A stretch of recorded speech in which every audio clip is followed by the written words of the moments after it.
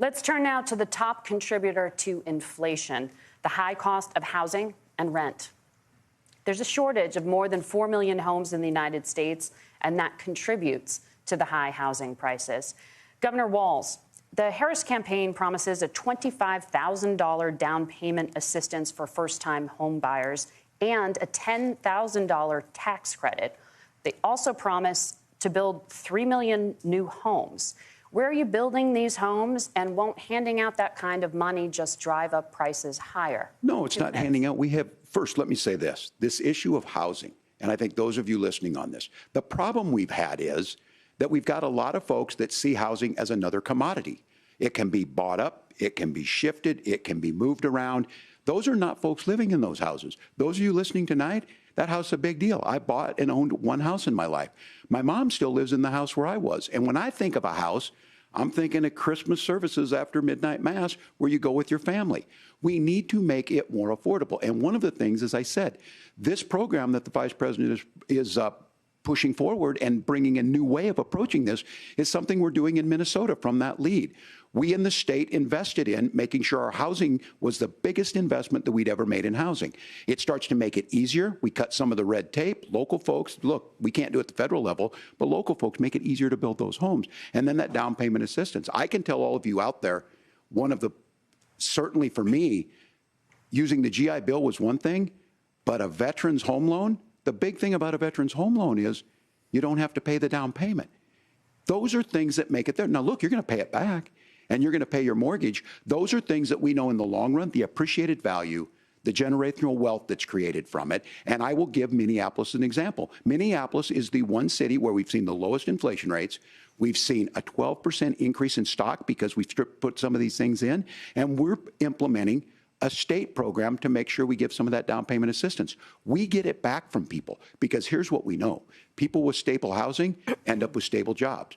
People with stable housing have their kids able to get to school. All of those things in the long run end up saving our money. And that's the thing that I think we should be able to find some common ground in, but we can't blame immigrants for the only reason. That's not the case that's happening in many cities. The fact of the matter is that we don't have enough naturally affordable housing, but we can make sure that the government's there to help kickstart it, create that base.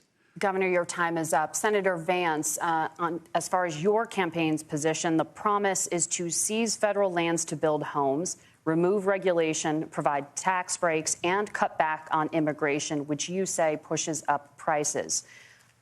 Where are you going to build all the new homes you're promising, and what part of any of this plan will provide immediate relief? You have 2 minutes. Well, first of all, Tim just said something that I agree with. We don't want to blame immigrants for higher housing prices, but we do want to blame Kamala Harris for letting in millions of illegal aliens into this country, which does drive up costs, Tim. 25 million illegal aliens competing with Americans for scarce homes is one of the most significant drivers of home prices in the country. It's why we have massive increases in home prices that have happened right alongside massive increases in illegal alien populations under Kamala Harris's leadership. Now, Tim just mentioned a bunch of ideas. Now, some of those ideas I actually think are halfway decent, and some of them I disagree with. But the most important thing here is Kamala Harris is not running as a newcomer to politics. She is the sitting vice president. If she wants to enact all of these policies to make housing more affordable, I invite her to use the office that the American people already gave her, not sit around and campaign and do nothing while Americans find the American dream of homeownership completely unaffordable. Now, you asked, Margaret, what would immediately change the equation for American citizens?